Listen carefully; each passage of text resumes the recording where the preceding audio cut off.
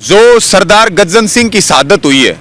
उसमें ये आपके सामने बात बार बार आई कि जो वाटर कैनन का प्रयोग हुआ है और वहां पानी की बौछारों में और पानी में भीगने से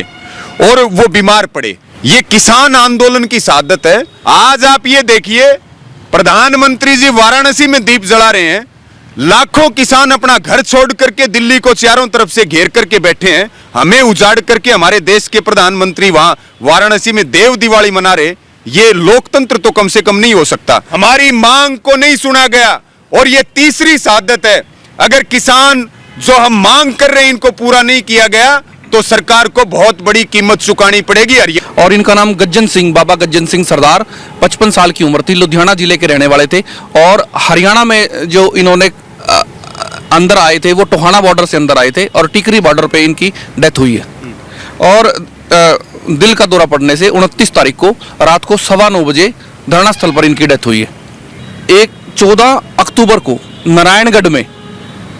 बीजेपी सरकार ने इन काले कानूनों के समर्थन में और किसान आंदोलन के खिलाफ ट्रैक्टर यात्रा निकाली थी और हमने उस ट्रैक्टर यात्रा का विरोध किया था, काले झंडे दिखा के उस ट्रैक्टर यात्रा को रोका था, अवरोध पैदा किया था उसमें। तो वहां से एक राणा जी थे, बुजुर्ग 55 साल के ही, उनकी डेथ हो गई दिल का दौरा पड़ने से। और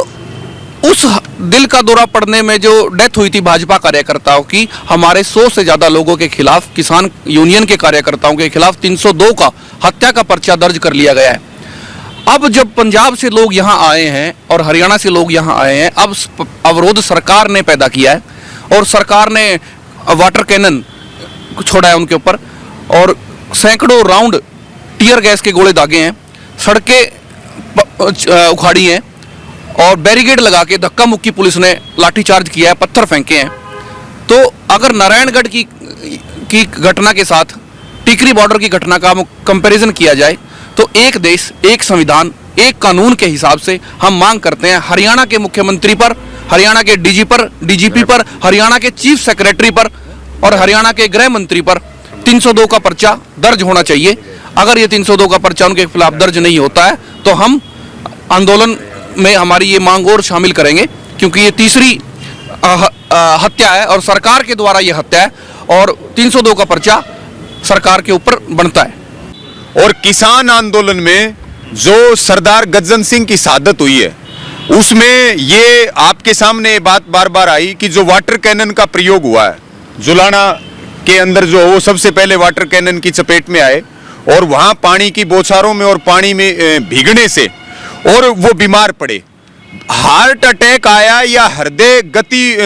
उनकी रुकी, तो उसके कारण भी तो ये है,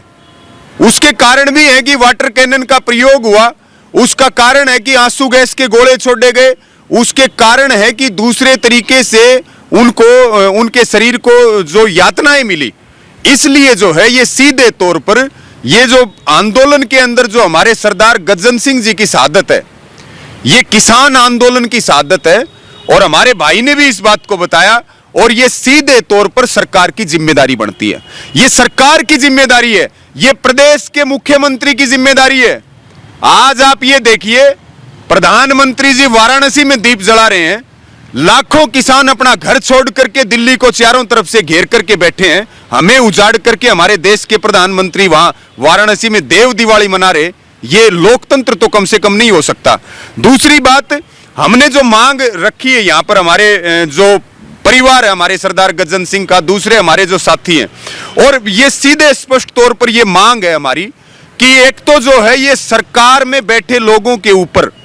जो यहाँ के अधिकारी हैं, चाहे वो यहाँ के डीसी हो और चाहे इस प्रदेश के मुख्यमंत्री हो, उनके ऊपर 302 का मुकदमा दर्ज होना चाहिए। दूसरी बात,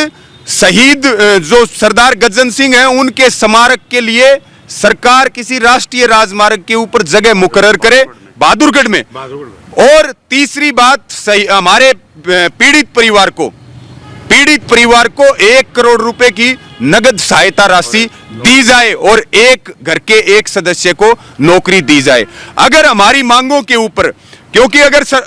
अलग अलग बयान आ रहे, आप हरियाणा के कृषि मंत्री के बयान सुन रहे, मुख्यमंत्री के सुन रहे, अलग अलग भाजपा के लोगों के सुन रहे। एक अमित शाह जी ने यह कहा कि हमने किसान आंदोलन के खिलाफ नहीं बोला, हमने ये नहीं कहा कि ये कांग्रेस का है या ये खालिस्तान का है, हमने ये एजेंडा नहीं चलाया। तो हम अमित शाह जी को ये बात कह रहे हैं कि अगर आपकी बात पे यकीन करें अमित शाह जी, आप इस देश के गृह मंत्री हैं, आप हरियाणा के मुख्यमंत्री से ले लो इस्तीफा। आज लॉ एंड ऑर्डर बिगड़ चुका है, आज जो किस तरह के माहौल हैं, किस तरह का माहौल बनाया गया है, ये संविधान की भी हत्या है, ये लोकतंत्र की भी हत्या है। और अगर हमारी मांग, हम पीड़ित परिवार के बीच में बात करें कि अगर हमारी मांग को नहीं सुना गया, और ये तीसरी शहादत है, अगर किसान जो हम मांग कर रहे हैं इनको पूरा नहीं किया गया, तो सरकार को बहुत बड़ी कीमत चुकानी पड़ेगी, हरियाणा की सरकार को भी और केंद्र की सरकार को भी। और अमित शाह को जब हम सच्चा मानेंगे किसान के लिए, वो जो है इन मुद्दों के ऊपर और किसानों की शहादत के ऊपर प्रदेश के मुख्यमंत्री से इस्तीफा ले ले। जो किसान शहीद किसान के परिवार के सदस्यों ने, हरियाणा पंजाब के सभी आंदोलनरत किसानों ने यह फैसला किया है, जब तक हमारी मांगे पूरी नहीं हो जाती, हमने ये मांग पत्र यहाँ एसडीएम आए थे बहादुरगढ़ के, उनको देने के लिए तैयार किया है। जब तक हमारी मांगे मानी नहीं जाती, हम शहीद का संस्कार नहीं करेंगे। हमारी जो पहले नंबर की मांग है वो शहीद का दर्जा दिया जाए, दूसरा राजघाट के ऊपर उनका संस्कार और सम्मान के साथ सरकार करे, और शहीद को के बेटे को या परिवार में कोई एक नौकरी दी जाए, और हरियाणा सरकार के ऊपर 302 का पर्चा जिम्मेवार आदमियों के ऊपर किया जाए, तभी उसके बाद ही संस्कार किया जाएगा, अन्यथा किसी भी कीमत पर संस्कार नहीं किया जाएगा। ठीक है। तो ये देखिए, किसान आंदोलन में तीसरे किसान की जो है वो मौत हुई है, और उसके बाद में किसानों का अपना गुस्सा भी है, लेकिन फिर भी वो धैर्य के साथ में ये कह रहे हैं कि सरकार इस किसान को जो है शहीद का दर्जा दे, उसके परिवार को नौकरी दे, और साथ ही जो केंद्रीय गृह मंत्री हैं उनके ऊपर 302 का हत्या का मुकदमा जो है वो दर्ज किया जाए। सवाल यही है कि 3 किसानों की मौत हो गई है, क्या सरकार अभी भी 3 दिसंबर से पहले कोई बातचीत करेगी और इस आंदोलन को खत्म करेगी? इस आंदोलन में कोई बीच का रास्ता निकाल करके इसको खत्म किया जाएगा? सवाल यही है।